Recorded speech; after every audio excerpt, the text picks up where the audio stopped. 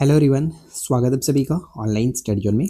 आज हम इस वीडियो में देखेंगे वर्ल्ड हिस्ट्री के बेस्ट 100 एमसीक्यू जो कि आप लोग काफ़ी डिमांड कर रहे थे। तो मैंने सेलेक्टेड क्वेश्चन आप लोगों के सामने रखने की पूरी कोशिश की है। इस वीडियो को एंड तक देखिए और लास्ट में कमेंट करके बताइएगा कि कैसा लगता है। तो स्टार्ट करते हैं सबसे पहले प्रश्न से। द सोशल कॉन्ट्रैक्ट पुस्तक के लेखक कौन है?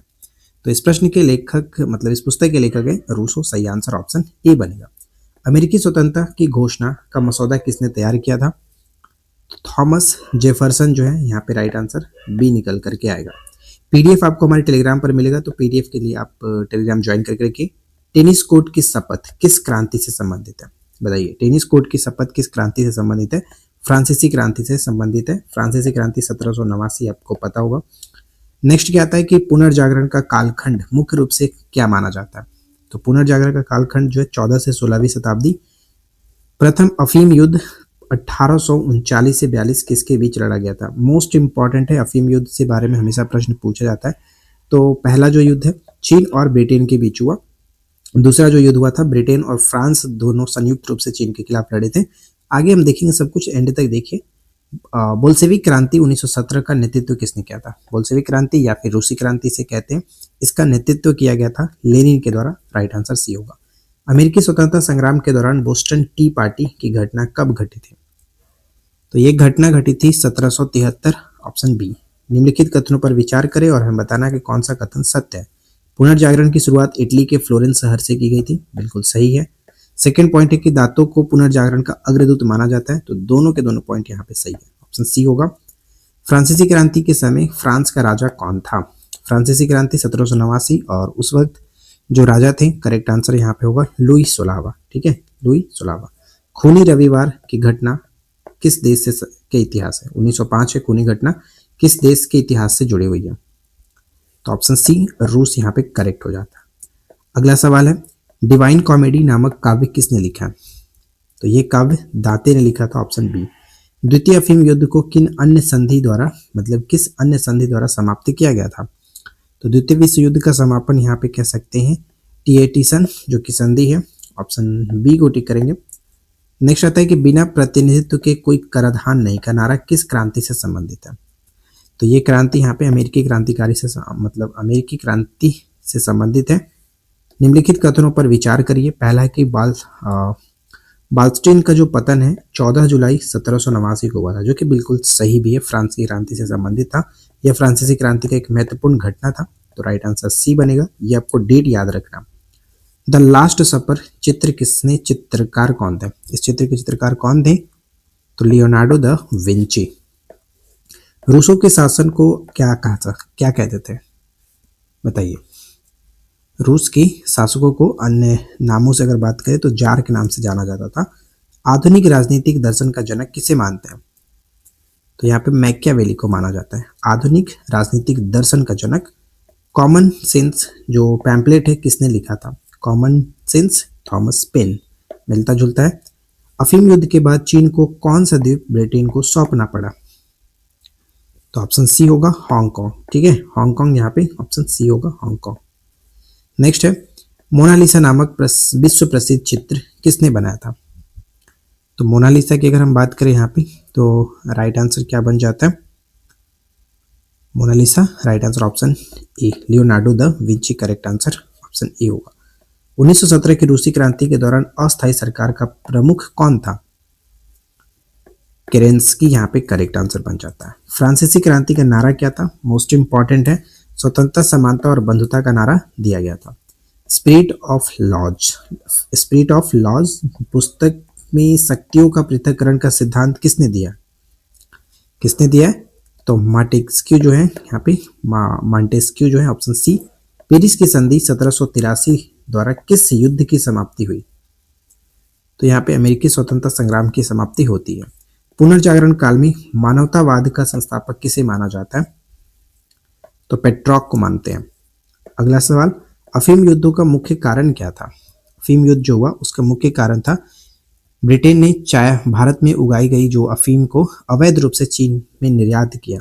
तो यहाँ पे अफीम का अवैध रूप से व्यापार कह सकते हो, जिससे चीनी जो व्यापार था वो चीनी व्यापार काफ़ी घाटे में गए, जिस वजह से उन्होंने ये विद्रोह करना प्रारंभ किया था। ठीक है, और चीन ने अफीम पर प्रतिबंध लगाने की कोशिश की, लेकिन ब्रिटेन ने इसे चुनौती दी, जिससे क्या हुआ कि दो अफीम युद्ध हम देखने को मिलता है। प्रथम जो अफीम युद्ध होता है वो 1839 से 42 तक चलता है, और दूसरा होता है 1856 से 60 तक होता है। ठीक है, ये दोनों याद रखिएगा, इंपॉर्टेंट हो जाता है। फिर आता है समुद्री मार्ग से संपूर्ण विश्व का चक्कर लगाने वाले प्रथम व्यक्ति कौन थे। तो प्रथम व्यक्ति के रूप में जाना जाता है मैगलन, जो कि स्पेन के यात्री थे। यूटोपिया पुस्तक के लेखक कौन है। तो यूटोपिया यहाँ पे थॉमस मोर बिल्कुल सही आंसर बनेगा। अमेरिकी गृह युद्ध के समय राष्ट्रपति कौन थे। तो अमेरिकी गृह युद्ध के समय Abraham Lincoln is the right answer, option B. लाल कुर्ती नामक सेना का गठन किसने किया था। तो ऑप्शन बी होगा गैरीबाल्डी। ठीक है, गैरीबाल्डी। मैं ही राज्य हूं यह कथन किसका है। बहुत सिंपल सा है, लुई 14वां का कथन था। नानकिंग की संधि जो है वो कब हुई थी। तो नानकिंग की संधि प्रथम जो अफीम युद्ध था उसका समापन इसी संधि के द्वारा हुआ था 1842 में। तो ऑप्शन बी होगा। रूसी क्रांति के दौरान नई आर्थिक नीति किसने लागू की थी। तो लेनिन ने यहाँ पे लागू किया, ऑप्शन बी होगा। सोशल कॉन्ट्रैक्ट नामक के अनुसार प्रभुसत्ता किसमें निहित है। तो जनता में निहित है, ऑप्शन बी जनता में। पुनर्जागरण का सर्वाधिक प्रभाव किस क्षेत्र पर पड़ा था। तो ऑप्शन सी कला और साहित्य। ठीक है, कला और साहित्य। अगला सवाल, निम्नलिखित में से कौन सा युग्म सही सुमेलित नहीं है। ध्यान दीजिए, नहीं है। जैसे गौरवपूर्ण क्रांति 1688, ये बिल्कुल सही है। फ्रांसीसी क्रांति 1789, ये भी सही है। रूसी क्रांति 1917, ये भी सही है। और अमेरिकी स्वतंत्रता संग्राम ये 1799 यहाँ पे गलत होगा, क्योंकि 1776 में आप जानते ही हैं 75-76 की घटना थी, तो ये पॉइंट यहाँ पे गलत हो जाता। द प्रिंस के लेखक कौन है, बताइए। द प्रिंस के लेखक कौन थे। तो मैकियावेली यहाँ पे राइट आंसर बनेगा। ताइपिंग विद्रोह का संबंध किस देश से है। ताइपिंग विद्रोह यहाँ पे चीन के साथ। रूस में दास्ता का अंत किसने किया था। अलेक्जेंडर द्वितीय ने। अलेक्जेंडर द्वितीय। अमेरिकी क्रांति के दौरान कॉन्टिनेंटल कांग्रेस की पहली बैठक कहाँ हुई थी। तो ये पहली बैठक जो होती है वो फिलाडेल्फिया के अंतर्गत देखने को मिलता है, ऑप्शन बी होगा। अगला सवाल है कि निम्नलिखित कथनों पर विचार करें। फ्रांस में डायरेक्टरी के शासन का अंत नेपोलियन ने किया था, बिल्कुल सही है। नेपोलियन ने 1804 में स्वयं को फ्रांस का सम्राट घोषित किया, तो ये भी सही है। दोनों आपको याद रखना है, तो राइट आंसर निकल के आ जाएगा ऑप्शन सी। 1 और 2 दोनों सही है। ठीक है, चलिए नेक्स्ट आता है कि धर्म सुधार आंदोलन का प्रवर्तक कौन था। धर्म सुधार आंदोलन के प्रवर्तक मार्टिन लूथर को माना जाता है। Option A. शक्ति पृथक्करण का सिद्धांत किस क्रांति का आधार बना। अमेरिकी क्रांति का। अमेरिकी क्रांति का। रूस जापान युद्ध में किस देश की विजय हुई। रूस जापान युद्ध जो कि 1904-05 में होता है, और इसमें जो विजयी होता है वो जापान विजयी होता है, option B. Boston tea party का नेता कौन था। तो इसमें नेता सैमुअल एडम्स थे, ऑप्शन ए। अगला सवाल है निम्नलिखित में से कौन सी घटना सबसे पहले घटित हुई थी। तो ध्यान रखना है, सबसे पहले अगर घटित हुई वो देखा जाए तो हम देखिए फ्रांस की क्रांति जानते हैं 1789 की घटना है। सेकेंड वाला बात करें अमेरिकी क्रांति, तो ये आपका 1775-76 की घटना आ जाएगी। फिर उसके बाद रूसी क्रांति की बात करें तो रूसी क्रांति 1917 आता है, और यहाँ पे अफीम युद्ध 1842 में खत्म हुआ था, 1839 से 42 में स्टार्ट होता है। तो सबसे पहले अगर देखा जाए तो हम कहीं ना कहीं अमेरिकी क्रांति को जानते हैं। राइट आंसर यहाँ पे ऑप्शन बी निकल के आएगा। मार्टिन लूथर ने अपने 95 थीसिस कहाँ चिपकाए थे, कहाँ पर चिपकाया गया था। तो ध्यान रखिएगा, यहाँ पे आपको बताना है सही आंसर क्या बनेगा। तो मार्टिन लूथर ने अपने 95 थीसिस कहाँ चिपकाए थे, तो करेक्ट आंसर क्या निकल के आएगा, ऑप्शन बी। ये आपका विटेनबर्ग जो है वो जर्मनी में पड़ता है, ये याद रखना आपको, जर्मनी में। ठीक है, जर्मनी में। चलिए नेक्स्ट प्रश्न पे आते हैं। स्वतंत्रता की देवी की मूर्ति फ्रांस ने किस देश को उपहार में दिया था। स्टैच्यू ऑफ लिबर्टी जो है अभी हम देखते हैं अमेरिका में है, तो ये फ्रांस ने दिया था अमेरिका में, ऑप्शन बी। निम्नलिखित कथनों पर विचार करें। पहला अफीम युद्ध के बाद नानकिंग की संधि हुई थी, ये बिल्कुल सही है। द्वितीय अफीम युद्ध के बाद पिकिंग की संधि हुई थी, ये दोनों याद रखिएगा, नानकिंग पिकिंग, ये हमेशा पूछा भी जाता है, प्रीवियस आप देखेंगे तो पूछा गया है। तो 1 और 2 दोनों सही होगा, ऑप्शन सी को टिक करेंगे। राइट। नेक्स्ट आता है कि रूस में सोवियत का अर्थ क्या होता है। तो रूस में सोवियत का अर्थ होता है मजदूरों की परिषद, यहाँ पे करेक्ट हो जाएगा ऑप्शन बी। ठीक है, मजदूरों की परिषद ऑप्शन बी को टिक करेंगे। इसके बाद नेक्स्ट प्रश्न आता है कि डेकामेरॉन किसकी प्रसिद्ध रचना है। तो ध्यान देना है कि डेकामेरॉन की बात करें तो यहाँ पे सही आंसर बनेगा बोकासियो की ये रचना था, तो ऑप्शन ए करेक्ट आंसर है। नेपोलियन को किस द्वीप पर निर्वासित किया गया था। तो यहाँ पे हमें ध्यान से समझना है। सबसे पहले मैं आपको बता दूं कि यहाँ पे करेक्ट आंसर तो ऑप्शन सी होगा, एल्बा और सेंट हेलेना। तो दोनों के बारे में अच्छे से समझते हैं। 1814 में लाइपजिग युद्ध में हारने के बाद नेपोलियन को पहली बार भूमध्य सागरीय द्वीप जो एल्बा है यहाँ पर निर्वासित किया गया था, जहां उसे छोटा सा राज्य प्रदान किया गया था। लेकिन 1815 के बाद जब ये वाटरलू का युद्ध होता है, ठीक है, वाटरलू का युद्ध, तो आप जानते हैं कि इसके बाद वो एल्बा से भाग निकला। और वाटरलू की युद्ध जब होती है 1815 में, इसमें अंतिम हार के बाद नेपोलियन को दक्षिण अटलांटिक महासागर के जो सुदूर द्वीप था सेंट हेलेना, वहां पर आजीवन निर्वासित कर दिया गया था और बाद में यहाँ पर इसकी 1821 में मृत्यु हो जाती है। तो दोनों के दोनों यहाँ पे करेक्ट आंसर है, ऑप्शन सी को टिक करेंगे। राइट। फिर आता है पुनर्जागरण का बौद्धिक आंदोलन सबसे पहले कहाँ हुआ था। तो सबसे पहले ये इटली में हुआ था, तो राइट आंसर सी बन जाता है। गुलाबों का युद्ध किसे मतलब संबंधित किससे। तो यहाँ पे ध्यान देना है कि गुलाबों का युद्ध जो है वो इंग्लैंड से संबंधित है और ये जो युद्ध है वो करीब 1455 से लेकर के 1485 तक चला था और ये इंग्लैंड के साथ संबंधित है। ठीक है, जिसमें क्या हुआ था कि जो लैंकेस्टर थे, लैंकेस्टर यानी लाल गुलाब और यॉर्क यानी सफ़ेद गुलाब राजवंशों ने इंग्लैंड के सिंहासन के लिए लड़ाई लड़ी थी। और अगर हम यहाँ पे और भी बात करें, जैसे कि इंग्लैंड में और भी कुछ कुछ युद्ध हुए थे जो आपके पेपर के लिए इंपॉर्टेंट हो सकता है, तो याद रखेंगे टाउटन एक युद्ध नाम के आता है और एक होता है टेक्यूसबरी युद्ध। ठीक है, टेक्यूसबरी, ठीक है, ट्यूकस बरी करके एक युद्ध होता है, ये याद रखना है। साथ ही साथ एक और युद्ध का नाम याद रखिएगा, बोसवर्थ। ठीक है, बोसवर्थ फील्ड, बोसवर्थ फील्ड, ये तीनों जो युद्ध है वो आपका इंग्लैंड में हुआ था। फ्रांस के बारे में जानते हैं, 100 वर्षीय युद्ध यहाँ से जुड़ा हुआ है। और यूरोप मतलब रूस और जर्मनी तो अलग है ही, क्योंकि यहाँ पे इनका कोई संबंध है नहीं, तो करेक्ट आंसर तो फिलहाल ऑप्शन ए बन जाता है। चेका क्या था, बताइए कि चेका क्या हुआ था।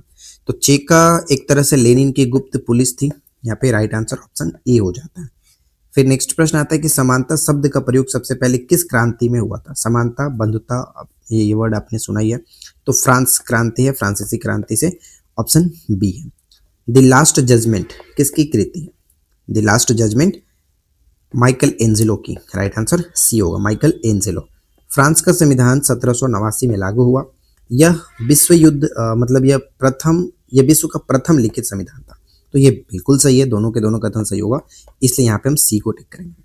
अगला प्रश्न क्या आता है कि अफीम युद्ध के समय चीन का राजवंश कौन सा था। ये प्रश्न इंपॉर्टेंट रहेगा। अफीम के युद्ध जब हुआ, अफीम युद्ध तो आपको पता ही है, 2 बार मैंने आपको बताया, 1839 से पहला, 1842 तक, 1839 से 1842 प्रथम, और सेकेंड होता है 1856 से लेकर के 1860 तक। ठीक है, ये 2 युद्ध होते हैं। पहला जो युद्ध होता था वो आपका चाइना, और इसमें चाइना और किसके साथ, तो ब्रिटेन के साथ। ठीक है, ब्रिटेन के साथ। दूसरा क्या होता है कि चाइना जो है वो खिलाफ होता है ब्रिटेन, और साथ ही साथ इसमें फ्रांस इसका सहयोग था। तो ये 2 आपको याद रखना। क्लियर। अब यहाँ पे बात करें कि अफीम युद्ध के समय जो राजवंश था वो था मंचू यानी चिंग राजवंश था। यहाँ पे ध्यान रखिएगा, ऑप्शन बी हो जाता है। राइट। नेक्स्ट कहता है कि रोमियो एंड जूलियट किसकी रचना है। तो सभी को पता होगा रोमियो एंड जूलियट जो है विलियम शेक्सपियर की रचना है, तो राइट आंसर ऑप्शन ए हो जाता है। अगला सवाल क्या है कि फ्रांसीसी क्रांति के दौरान आतंक का राज किसने स्थापित किया था। आतंक का राज जो स्थापित किया गया था, रोबेस्पियर, यहाँ पे करेक्ट आंसर बनेगा, राइट आंसर ऑप्शन बी को टिक करेंगे। नेक्स्ट प्रश्न है कि कॉन्टिनेंटल सिस्टम की नीति किसने अपनाई थी। कॉन्टिनेंटल सिस्टम की नीति जो है वो नेपोलियन ने अपनाया था, राइट आंसर बी है। निम्नलिखित में से कौन सा कथन असत्य है वो हमें चुनना है। तो चलिए फटाफट एक करके देखते हैं। पहला कि रूस के जार निकोलस द्वितीय को 1917 में पद छोड़ना पड़ा, चलो ये सही है। लेनिन के बाद स्टालिन रूस का नेता बना था, ये भी सही है। रूसी क्रांति केवल औद्योगिक मजदूरों तक सीमित थी, जी नहीं, औद्योगिक मजदूरों तक ही नहीं सीमित थी। यहाँ पे बात करें कि रूसी जो क्रांति थी वो इसमें किसान, सैनिक और अन्य वर्ग भी शामिल थे। तो यहाँ पे ये कह सकते हैं ये पॉइंट तो बिल्कुल गलत है। बोल्शेविक जो रंग था, मतलब बोल्शेविकों का लाल रंग था, ये बिल्कुल सही आंसर यहाँ पे बनेगा, क्योंकि वो समाजवाद का प्रतीक थे। तो यहाँ पे बिल्कुल सही है। तो करेक्ट आंसर सी को टिक करेंगे, जो सही नहीं है। अमेरिकी गृह युद्ध का अंत कब हुआ था? 1865 में, ऑप्शन बी। फ्रांसीसी क्रांति में थर्ड एस्टेट कौन शामिल थे? थर्ड स्टेट यानी किसान और मध्यम वर्ग यहाँ पे करेक्ट आंसर होगा। अगला सवाल, प्रथम अफीम युद्ध का तत्कालिक कारण क्या था? तो अफीम युद्ध का तत्कालिक कारण अगर हम बात करें तो चीन द्वारा ब्रिटिश अफीम की खेप को नष्ट करना, ऑप्शन ए। रूस में निहिलिज्म आंदोलन का जनक किसे माना जाता है? यहाँ पे तुर्गनेव को मानते हैं। राइट आंसर ऑप्शन ए होगा। वाटरलू का युद्ध किस वर्ष हुआ था? वीवीआई प्रश्न है, पहले भी पूछा जा चुका है। 1815 में, ऑप्शन सी। अमेरिकी स्वतंत्रता संग्राम का पहला युद्ध कहाँ हुआ था? अमेरिकी स्वतंत्रता संग्राम का पहला युद्ध जो है वो लैंगिस्टन यहाँ पे करेक्ट आंसर बनेगा। अमेरिकी स्वतंत्रता संग्राम का पहला युद्ध जो है आपका लैंगिस्टन में लड़ा गया था। यह जो युद्ध हुआ वो भी याद रखिएगा, 19 अप्रैल की घटना है, 19 अप्रैल 1775। ठीक है, तो यहाँ पे ऑप्शन ए हो जाता है। अगला है कि अरोरा जहाज का संबंध किस क्रांति से है? अरोरा जहाज रूसी क्रांति से, ऑप्शन बी है। नेक्स्ट प्रश्न आता है कि आधुनिक खगोल विज्ञान का जनक किसे माना जाता है? तो कॉपरनिकस को, ऑप्शन सी। नेक्स्ट है कि लेटर्स ऑन द इंग्लिश किसने लिखा? लेटर्स ऑन द इंग्लिश जो वाल्टेयर के लिए लिखी गई थी, ऑप्शन बी है। निम्नलिखित में से कौन सी संधि अमेरिकी स्वतंत्रता संग्राम को समाप्त करती है? तो कौन सी संधि द्वारा? पेरिस की संधि 1783। अगला है कि रक्त और लोहे की जो नीति है वो संबंधित है किससे? तो ऑप्शन बी, बिस्मार्क के साथ। पैराडाइज लॉस्ट के रचयिता कौन है? पैराडाइज लॉस्ट के रचयिता जो है वो यहाँ पे जॉन मिल्टन करेक्ट होगा, option B, John Milton. Next प्रश्न पे आते हैं। अगला सवाल है कि 14 जुलाई को फ्रांस में किस रूप में मनाया जाता है? तो यहाँ पे आप बास्तिल जो डे है, बास्टिल डे, यहाँ पे ऑप्शन बी होगा। अफीम युद्ध के दौरान टिएस्टिसन की जो संधि हुई थी वो कब हुई थी? ये अच्छा सवाल है। राइट आंसर हो जाएगा ऑप्शन, यहाँ पे हम किसे टिक करेंगे? ऑप्शन ए, 1858 के समय में ये जो संधि हुआ था, ऑप्शन ए होगा। अब अगर पूछे कि ये संबंध कौन से अफीम युद्ध के साथ है, तो दूसरे अफीम युद्ध की, ये जो आप देख रहे हैं 1856 से लेकर के 60 तक आपका दूसरा अफीम युद्ध चला था, सेकेंड अफीम युद्ध चला था। अगला है कि रूस के किस शासक को मुक्तिदाता जार कहा जाता है? मुक्तिदाता जार के नाम से जानते हैं, तो ऑप्शन बी होगा, अलेक्जेंडर द्वितीय को। पुनः जागरण काल में दूरबीन का आविष्कार किसने किया था? तो गैलीलियो हम जानते ही हैं। माई लाइफ किसकी आत्मकथा? तो माई लाइफ यहाँ पे ट्रॉस्टकी जो है यहाँ पे इनकी आत्मकथा, ऑप्शन बी होगा। अगला सवाल है कि ट्राफलगर जो है 1805 में ये युद्ध हुआ, किनके बीच लड़ा गया था? तो फ्रांस और ब्रिटेन के बीच। तो राइट आंसर ऑप्शन ए हो जाता है। आधुनिक चीन का जनक किसे माना जाता है? तो सन्यात सेन को मानते हैं, सन्यात सेन। दास कैपिटल पुस्तक के लेखक कौन है? तो ऑप्शन सी होगा, कार्ल मार्क्स। क्रीमियम जो युद्ध है वो आपका 1853 से 56 किनके बीच लड़ा गया था? तो ये सवाल बहुत अच्छा है, तुर्की और रूस के बीच बहुत बार पूछा जाता है, इसलिए इसको अच्छे से याद रखिएगा, क्रीमियम युद्ध। दुनिया के मजदूरों एक हो जाओ का नारा किसने दिया था? ये जो नारा दिया गया था कार्ल मार्क्स के द्वारा दिया गया था, ये भी प्रश्न पूछा था, ऑप्शन सी होगा। अगला सवाल कह रहा है कि फ्लोरेंस नाइटिंगेल का नाम किस युद्ध से जुड़ा हुआ है? फ्लोरेंस नाइटिंगेल का जो नाम है वो क्रीमिया युद्ध से जुड़ा हुआ है, तो ऑप्शन यहाँ पे बी होगा। सबसे इंपॉर्टेंट यहाँ पे याद रखेगा, क्रीमिया जो युद्ध है, क्रीमियम युद्ध, वो किनके बीच हुआ था? तो मैंने आपको यहाँ पे जस्ट बताया कि रूस और तुर्की के बीच हुआ था। ये चीज आपको याद रखना है, ठीक है। चलिए अगला प्रश्न है कि प्रथम विश्व युद्ध की शुरुआत का तत्कालिक कारण बताइए किसे माना जाता है? तो ऑप्शन बी, यहाँ पे कह सकते हैं फ्रांसिस फार्डिनेंड की जो हत्या हुई थी उसको माना जाता है। Right answer option B. Paris शांति सम्मेलन 1919 में वर्साई की संधि किस देश के साथ की गई थी? तो वर्साई की जो संधि है वो जर्मनी के साथ किया गया था। आपने इसको अच्छे से पढ़ा ही है, तो ऑप्शन सी। नेक्स्ट आता है कि कुओमितांग जो है, कुओमितांग पार्टी की स्थापना किसने की थी? इस पार्टी के संस्थापक सन्यात सेन को माना जाता है, ऑप्शन यहाँ पे बी होगा। क्रीमिया युद्ध की समाप्ति किस संधि से हुआ था? रूस और तुर्की के बीच हुआ। फ्लोरेंस नाइटिंगेल का संबंध यहाँ पे इनका होता है, और ये जो संधि हुआ पेरिस के संधि हुआ था, ऑप्शन बी होगा। अगला प्रश्न आते हैं, माई कैम्फ किसकी आत्मकथा? माई कैम्फ जो आत्मकथा है वो किसका है? तो राइट आंसर बनेगा जो कि ऑप्शन बी, हिटलर की आत्मकथा, ऑप्शन बी को टिक करेंगे। मंचूरिया पर जापान ने किस वर्ष आक्रमण किया था? चलिए इसके बाद बात करते हैं सही आंसर की। तो मंचूरिया पर जापान ने कब आक्रमण किया था? तो राइट आंसर यहाँ पे बनेगा 1931 में। हिटलर जर्मनी का चांसलर कब बना था? मोस्ट इंपॉर्टेंट है, हमेशा पूछा जाता है, आपने इसको 9th क्लास में अच्छे से पढ़ा है। 1933 में यहाँ पे करेक्ट आंसर बनेगा। अगला है कि निम्नलिखित कथनों पर विचार करें। पहला है कि द्वितीय विश्व युद्ध के समय विंस्टन चर्चिल ब्रिटेन के प्रधानमंत्री थे और यही थे जिन्होंने गांधी जी को अर्थनग्न फकीर भी कहा था। नेक्स्ट क्या कह रहा है? सेकेंड पॉइंट यहाँ पे है, सेकेंड पॉइंट जो कि फ्रैंकलिन डी रूजवेल्ट उस समय अमेरिका के राष्ट्रपति थे। तो क्या यहाँ पे दोनों कथन सही है? बिल्कुल सही है, ऑप्शन सी को टिक करेंगे। चलिए अगला सवाल पे आते हैं। नेक्स्ट कह रहा है कि संयुक्त राष्ट्र संघ यूएनओ की स्थापना कब की गई थी? यूएनओ की स्थापना 24 अक्टूबर 1945, 24 अक्टूबर को यूएनओ डे के रूप में भी मनाते हैं। प्रथम विश्व युद्ध में अमेरिका किस वर्ष शामिल हुआ था? तो 1917 में अमेरिका शामिल होता है। बॉक्सर जो युद्ध विद्रोह है वो कहाँ हुआ था? बक्सर विद्रोह कहाँ हुआ था? तो चीन यहाँ पे करेक्ट आंसर रखेंगे, ऑप्शन बी को टिक करेंगे। नेक्स्ट आता है कि बाडुंग सम्मेलन का संबंध किससे है? अच्छा, यहाँ पे एक मैंने प्रश्न बताया आपको कि बक्सर जो विद्रोह है, बॉक्सर विद्रोह, ये 1899 से लेकर के 1901 तक का संबंध है। ऑप्शन में जो भी दिखे उसके अकॉर्डिंग आप कर लेना। देखिए नेक्स्ट कह रहा है कि बाडुंग सम्मेलन का संबंध किससे? तो बाडुंग सम्मेलन जो है वो आपका गुट निरपेक्ष आंदोलन, ऑप्शन यहाँ पे बी बिल्कुल करेक्ट होगा। रूस की 1917 की क्रांति का नेतृत्व किसने किया था? तो सिंपल सा इसका सही आंसर होगा लेनिन ने किया था, ऑप्शन सी। और इस प्रश्न का आखिरी सवाल आपके सामने है कि नाटो की स्थापना किस वर्ष हुई थी? बहुत ही सिंपल सा है, नाटो की स्थापना जो है वो आपका 1949 में हुआ था। अब आपको ये बताना है कि इसका जो है इसका मुख्यालय जो है वो कहाँ पर पड़ता है। ठीक है, इसका मुख्यालय कहाँ स्थित है ये आपको कमेंट करके बताना। देखते हैं कितने लोग बताते हैं। और जितने लोगों ने यहाँ तक वीडियो को देखा, अब फटाफट जय हिंद लिख करके जाना ताकि मुझे पता चले कि हाँ आप लोग वीडियो को एंड तक यहाँ तक वॉच किया। वीडियो कैसा लगा वो भी आप कमेंट कर सकते हो। पसंद आया हो तो प्लीज़ वीडियो को लाइक करें, नहीं पसंद आया तो रीज़न बताओ ताकि हम आगे की वीडियो में इसको कंटिन्यू कर सके, सुधार कर सके। अगर चाहो तो वीडियो को शेयर कर देना। और अगर आपने प्लेलिस्ट नहीं देखा तो प्लेलिस्ट देखिए, वहाँ पे बहुत सारी वीडियो आपको मिलेगी जो आपके लास्ट मोमेंट पे काम करेगा। ठीक है, कि रक्त और लोहे की जो नीति है वो किससे संबंधित है? तो यहाँ पे सही आंसर हमारा बनेगा बिस्मार्क। ठीक है, बिस्मार्क बिल्कुल सही आंसर बन जाता है। सेकेंड प्रश्न आता है कि जर्मनी का एकीकरण किस वर्ष पूर्ण हुआ था?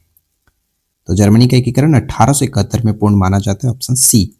नाजीवाद का जनक किसे मानते हैं? तो ध्यान रखेंगे नाजीवाद के जनक को हम लोग एडोल्फ हिटलर को मानते हैं। और एक प्रश्न हमेशा ये पूछा जाता है कि एडोल्फ हिटलर ने जो है वो जर्मनी का चांसलर कब बना था? तो 1933 में। ये पॉइंट इंपॉर्टेंट है। इससे संबंधित एक प्रश्न और है कि हिटलर ने आत्महत्या कब की थी? तो 1945 में इसने अपनी हत्या कर ली, आत्महत्या कर ली थी। अगला प्रश्न आता है, निम्नलिखित में से असत्य कथन चुने। तो ध्यान से आराम से अटेम्प्ट लीजिए और देखिए क्या सही होता है। तो चलिए देखते हैं। पहला पॉइंट है कि हिटलर का जन्म ऑस्ट्रिया में हुआ था। तो ये बिल्कुल सही है। और जन्म की अगर हम बात करें कि इनका जन्म कब हुआ था तो ये याद रखिएगा 20 अप्रैल 1889 यानी 1889 में इनका जन्म होता है। ऑस्ट्रिया हंगरी के ब्राउनाउ में इनका जन्म होता है। सेकेंड है कि नाजी दल का जो चिन्ह था वो स्वास्तिक था। ये पॉइंट बिल्कुल सही है, इसमें कोई दिक्कत नहीं। थर्ड पॉइंट की हिटलर ने 1939 में सोवियत संघ पर आक्रमण कर द्वितीय विश्व युद्ध शुरू किया। ध्यान दीजिएगा, द्वितीय विश्व युद्ध स्टार्ट तो होता है 1939 में, लेकिन सोवियत संघ पर आक्रमण करके नहीं, पोलैंड पर आक्रमण इसने किया था। ठीक है, पोलैंड पर आक्रमण करने के साथ द्वितीय विश्व युद्ध का स्टार्ट माना जाता है। 1 सितंबर की घटना थी, 1 सितंबर 1939 की। राइट। अच्छा, सोवियत संघ पर भी आक्रमण करता है हिटलर, ऐसा नहीं कि नहीं करता है, लेकिन इसने जो आक्रमण किया था सोवियत संघ पर वो 1941 में आक्रमण किया गया था। और वो ऑपरेशन कौन सा था? तो बारबोसा। ठीक है, बारबोसा ऑपरेशन के तहत आक्रमण किया गया था। ये पॉइंट याद रखिएगा। बारबोरासा है, इस तरह से करके लिखा जाता है, तो बस ये ध्यान रखो 1941 के अंतर्गत।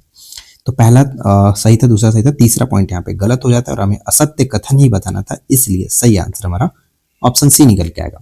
चौथा पॉइंट है कि मीन कैम्प हिटलर की आत्मकथा, ये बिल्कुल सही है, इसमें कोई दिक्कत नहीं। अगले प्रश्न पे आते हैं। द्वितीय विश्व युद्ध के दौरान धुरी राष्ट्रों में कौन शामिल नहीं था?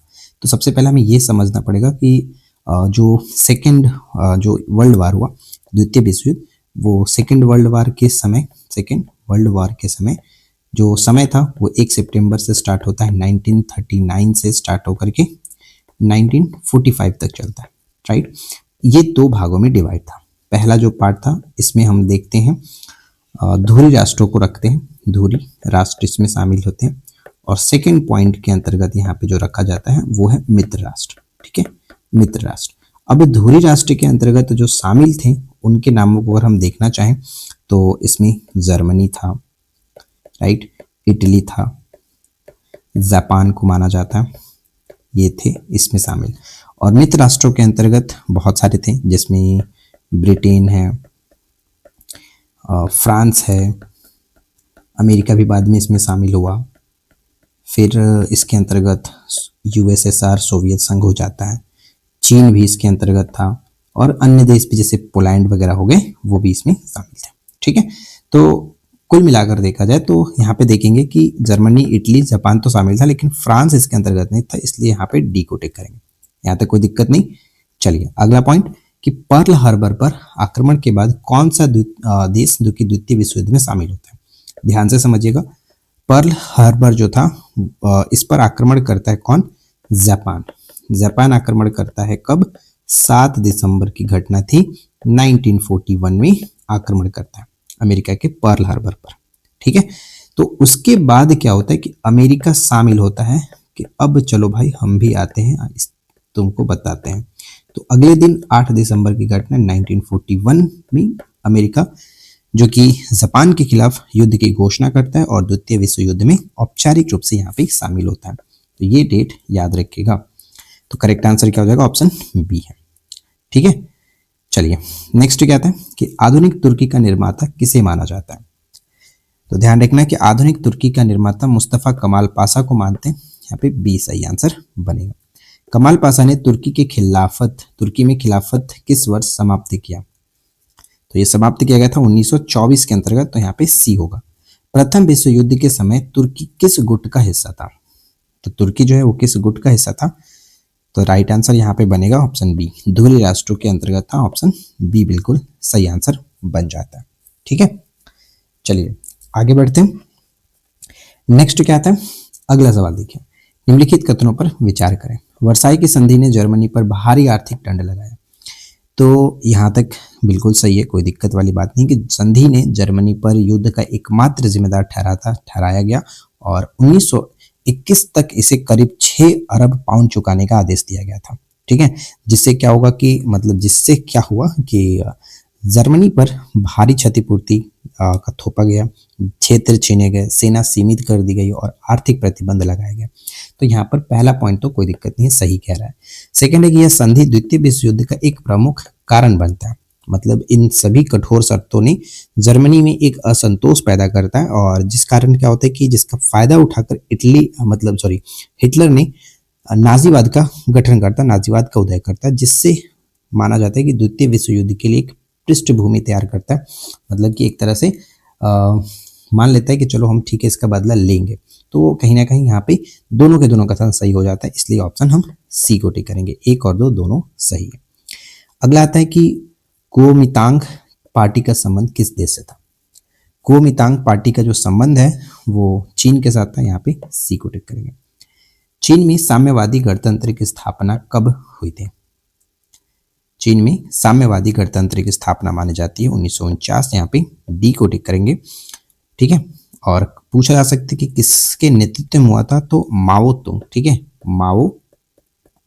माओ त्से, ठीक है, माओ त्से जो तुंग थे उनके नेतृत्व में हुआ था, ये याद रखना। लॉन्ग मार्च का नेतृत्व किसने किया था? तो लॉन्ग मार्च का नेतृत्व जो किया गया था माओ जेदांग ने किया था, यहाँ पे ऑप्शन बी को टिक करेंगे। अच्छा, पूछा सकता है कि लॉन्ग मार्च का घटना जो है वो कब से है? 1934-35 की घटना, ये पॉइंट याद रखिए। अगला है कि निम्नलिखित में से किसे एशिया का मरीज कहा जाता है? तो मैक्सिमम लोग यहाँ पे क्या करेंगे, एक गलती जो कि ऑप्शन ए को टिक करके आगे बढ़ जाएंगे और यहाँ पे गलती हो जाएगा। एशिया के मरीज के रूप में चीन को जाना जाता है। यहाँ पे ऑप्शन बी को टिक करना है। अब एशिया के मरीज इसे क्यों कहते थे कि 19वीं 20वीं जो शताब्दी थी, 19वीं से 20वीं शताब्दी के दौरान प्रथम विश्व युद्ध मतलब 19वीं 20वीं जो शताब्दी थी, सदी थी की शुरुआत में चीन को कमजोर अर्थव्यवस्था, आर्थिक अस्थिरता, अफीम युद्ध आपको बताया गया था पिछले वीडियो में, अफीम युद्ध और विदेशी शोषण के कारण इसे एशिया के मरीज के रूप में जाना गया। और यहाँ पे जो हम तुर्की देख रहे हैं, तुर्की को यूरोप का मरीज माना जाता है। ठीक है, यूरोप का मरीज का दर्जा दिया गया था। तो ये पॉइंट थोड़ा सा अच्छे से याद रखिएगा। चलिए अगला पॉइंट पे आते हैं। सेवरेस जो संधि है, सेवरेस की संधि किस देश के साथ की गई थी? तो सेवरेस की संधि का संबंध होता है तुर्की के साथ। यहाँ पे ऑप्शन हम सी को टिक करेंगे। सेवरेस की संधि 10 अगस्त 1920 की घटना है। प्रथम विश्व युद्ध के बाद मित्र राष्ट्रों और ऑटोमन साम्राज्य, देखिए ऑटोमन जो अगर बात यहाँ पे आता है, ऑटोमन इसका मतलब होता है तुर्की के साथ है। ऑटोमन जो ऑटोमन तुर्की या फिर ऑटोमन साम्राज्य कहा जाए तो इसका मतलब होता है तुर्की, जिसमें ऑटोमन साम्राज्य के विघटन और तुर्की के क्षेत्रीय ह्रास का व्यवस्था यहाँ पे बात करने के लिए ये जो संधि की गई थी। अतातुर्क की उपाधि किसे दी गई थी? तो ध्यान रखिएगा, अतातुर्क की उपाधि जो है ऑप्शन बी मुस्तफा कमाल पाशा को दिया गया था। बी को टिक करेंगे। गेस्टापो क्या था? तो गेस्टापो जो था वो याद रखना है, ऑप्शन ए हिटलर की गुप्त जो पुलिस था उसे कहा जाता गेस्टापो। द्वितीय विश्व युद्ध की शुरुआत जर्मनी द्वारा किस देश पर आक्रमण से हुआ था? तो द्वितीय विश्व युद्ध की जो शुरुआत है, जर्मनी ने पोलैंड पर आक्रमण किया था। मैंने आपको ऊपर में बताया था 1 सितंबर 1939 में। ठीक है, 1939 में। अगले प्रश्न पे आते हैं। निम्नलिखित कथनों पर विचार करें। पहला पॉइंट कि प्रथम विश्व युद्ध के बाद लीग ऑफ नेशन की स्थापना की जाती है, जो कि बिल्कुल सही है और इसका मुख्य उद्देश्य था कि भविष्य के युद्धों को रोकना था। तो ये पॉइंट यहाँ पे करेक्ट होता है। तो दोनों के दोनों कथन सही, option C will be right answer. Next आता है कि खुले द्वार की नीति जो है का प्रतिपादक कौन था? तो माना जाता है कि खुले द्वार की जो नीति का प्रतिपादक है, इसका प्रतिपादन हुआ था 1899 में अमेरिका के जो विदेश मंत्री थे, मैं यहाँ पे लिख लेता हूँ अमेरिकी विदेश मंत्री। ठीक है, विदेश मंत्री थे जिनका नाम यहाँ पे आप देख सकते हैं जॉन हे।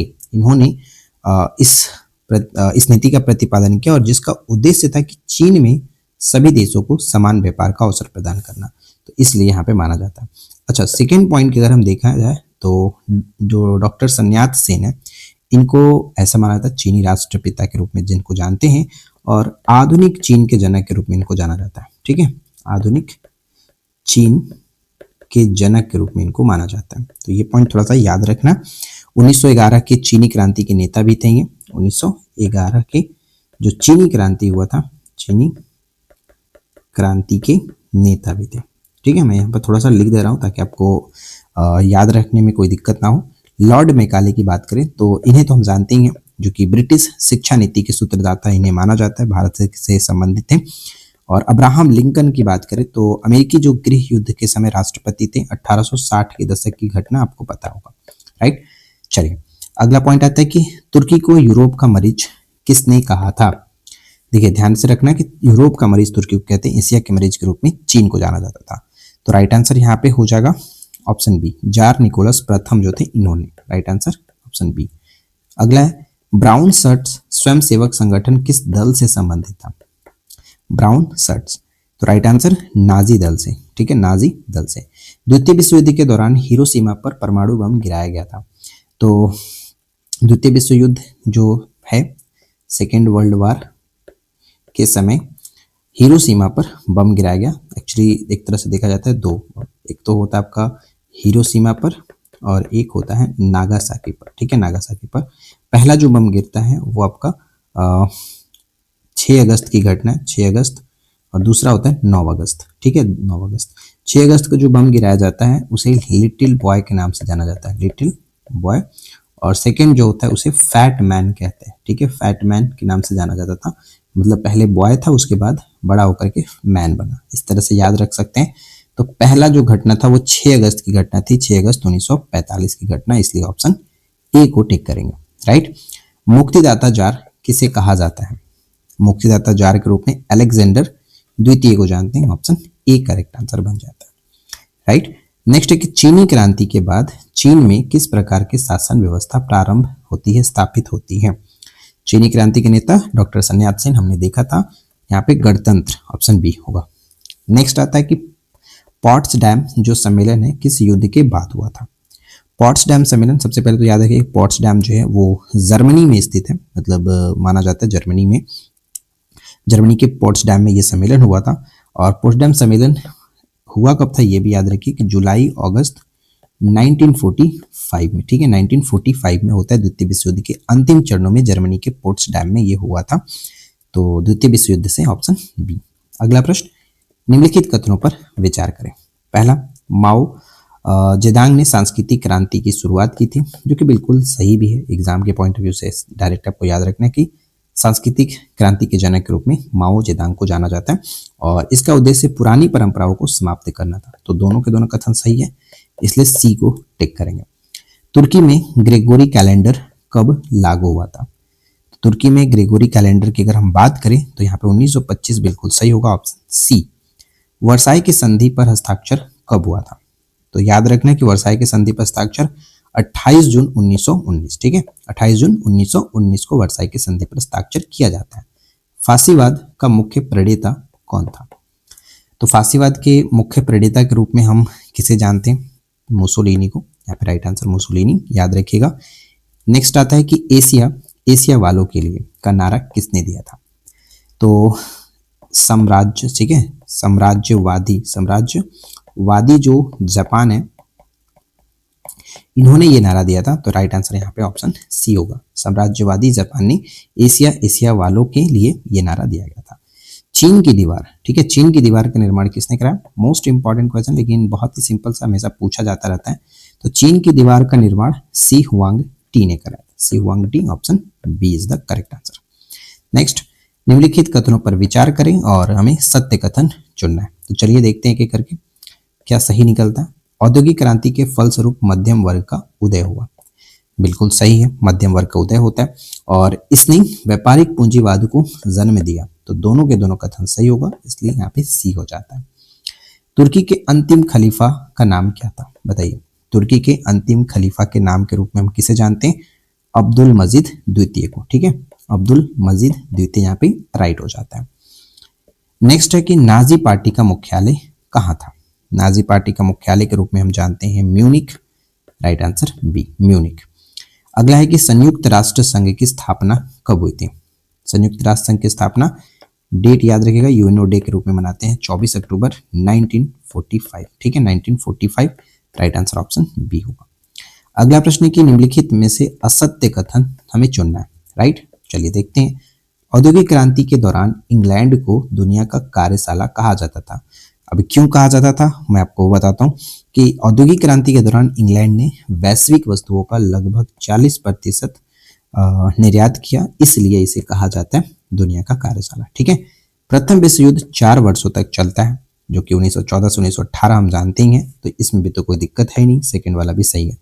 तुर्की ने 1923 में अपनी राजधानी इस्तांबुल से हटा करके अंकारा स्थापित किया था, स्थानांतरित किया था, ये भी बिल्कुल सही है। तो यहाँ तक तीनों के तीनों कथन कोई दिक्कत नहीं, गलत होगा ऑप्शन डी चौथा। तो देखते हैं, द्वितीय विश्व युद्ध में जर्मनी की जीत हुई, जी नहीं, जर्मनी यहाँ पर भी हारता है। तो ये पॉइंट याद रखिएगा, मित्र राष्ट्र जीतते हैं जबकि जर्मनी ध्रुव राष्ट्र के अंतर्गत था। मित्र राष्ट्रों का विजय होता है, जिसमें शामिल थे यूएसएसआर, यूएसए शामिल था, यूके शामिल था, तो ये ध्यान में रखिएगा, ठीक है। तो राइट आंसर यहाँ पे डी होगा, ये आपका गलत है।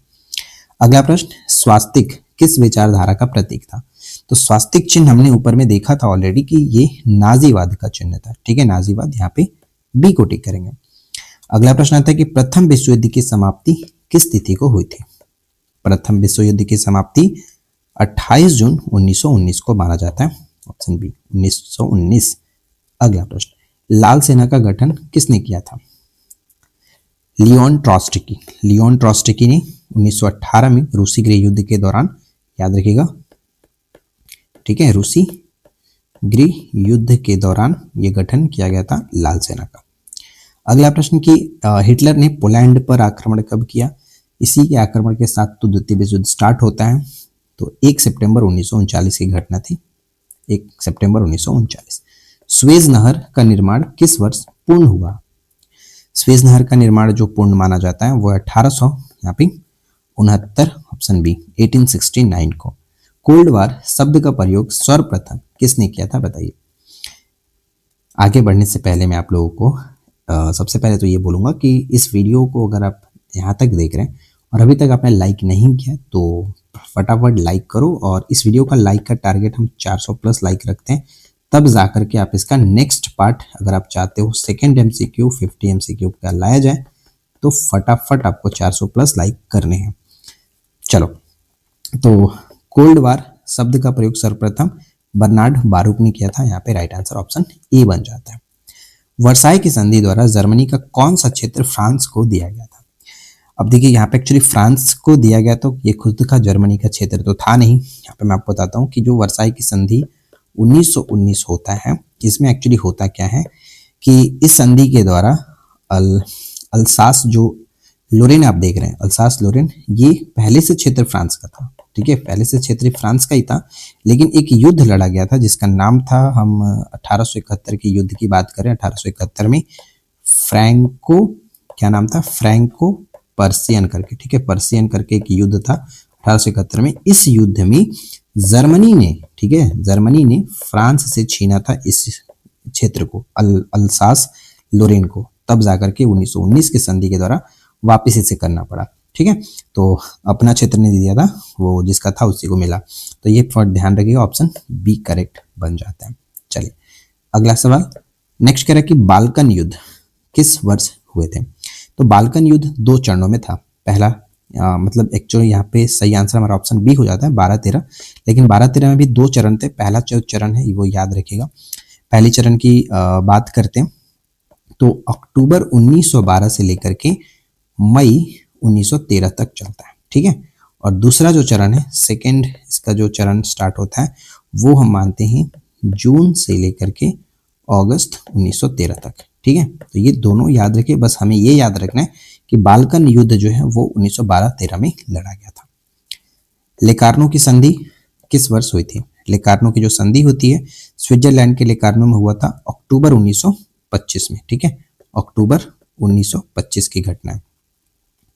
नेक्स्ट आता है कि बिस्मार्क को बाजीगर किसने कहा था? बताइए, बिस्मार्क को बाजीगर किसने कहा था? तो राइट आंसर हो जाता है ऑप्शन ए, विलियम प्रथम ने बिस्मार्क को बाजीगर की संज्ञा दी थी, तो यहाँ पे करेक्ट होगा ऑप्शन ए। अगला सवाल कि तुर्की में टोपी के स्थान पर यानी फेज के स्थान पर हैट पहनने का कानून किसने बनाया था? ये प्रश्न भी काफी अच्छा है, तो ध्यान से समझिएगा। नाम आता है यहाँ पे कमाल अतातुर्क, ठीक है, कमाल अतातुर्क, इन्होंने एक कानून पास किया जिसका नाम था हैट लॉ, ठीक है। हैट लॉ का कानून कब पास किया? तो डेट याद रखिएगा 25 नवंबर 1925 की घटना है। इस तारीख को इन्होंने हैट लॉ नाम से एक कानून पास किया जिसमें उन्होंने पारंपरिक फेज यानी तुर्की टोपी को प्रतिबंधित कर ऐसा कहा कि पश्चिमी शैली की जो छज्जेदार टोपी थी जिसे हैट नाम दिया गया था, हैट को अनिवार्य किया। और इनका ये करने का सुधार का उद्देश्य था कि यह तुर्की के आधुनिकीकरण और पश्चिमीकरण का हिस्सा था जिसमें फेज को ऑटोमन या फिर इस्लामी प्रतीक मान करके हटाया गया, इनका ऐसा मानना था। तो फिलहाल यहाँ पे हमें ये याद रखना है अतातुर्क ने ये कानून लाया था हैट लॉ का, ठीक है।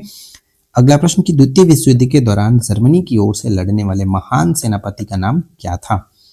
इस वीडियो का आखिरी प्रश्न आपके सामने मैं रख रहा हूँ और उम्मीद है कि यहाँ तक वीडियो आपने अच्छे से देखा होगा और वीडियो पसंद भी आया होगा। सही आंसर होगा इरविन रोमेल, ठीक है, इरविन रोमेल, जो कि जर्मनी की ओर से लड़ने वाले एक महान सेनापति थे। तो राइट आंसर यहाँ पे ऑप्शन बी हो जाता है।